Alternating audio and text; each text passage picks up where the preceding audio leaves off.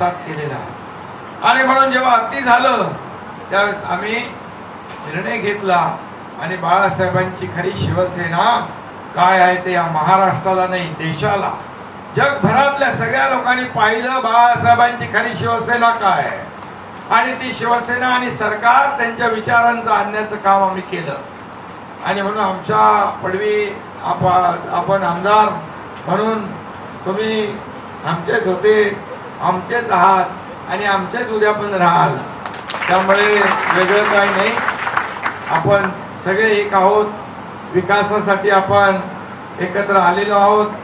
विकासाला कुठेही तुमच्या भागातल्या एक दुर्गम भाग आहे, नंदुरबार सारख्या दुर्गम भागामध्ये आमच्या पाडवी अतिशय चांगलं काम करताय म्हणून तर ते आमदार म्हणून निवडून येतात. लोक त्यांच्या पाठीशी उभे राहतात आणि एक कार्यकर्ता बाळासाहेबांचा कार्यकर्ता म्हणून त्यांनी जे काम केलं म्हणून त्यांच्या विश्वासावर एवढे पदाधिकारी आले.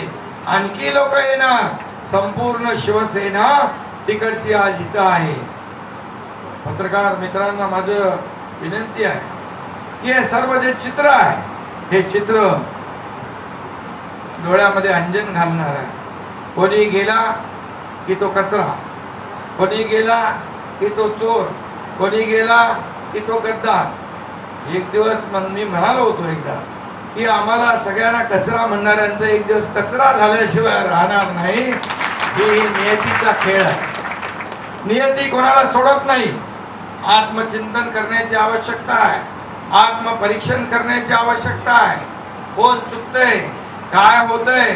आज मी तुम्हाला सांगतो महाराष्ट्रामध्ये ज्या ज्या ठिकाणी आम्ही जातोय, मग सभा असतील, मेळावे असतील, शासन आपल्या दारी असेल, महिला सक्षमीकरणाचे कार्यक्रम असतील, हजारो लोक येतात तिकडे.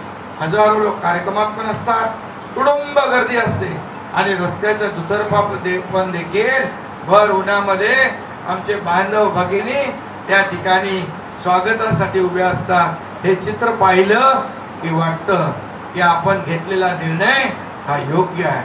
जर हा निर्णय योग्य नसता तर आमच्या पाडवी आणि तुमचे सर्व सहकारी या ठिकाणी आले असते का?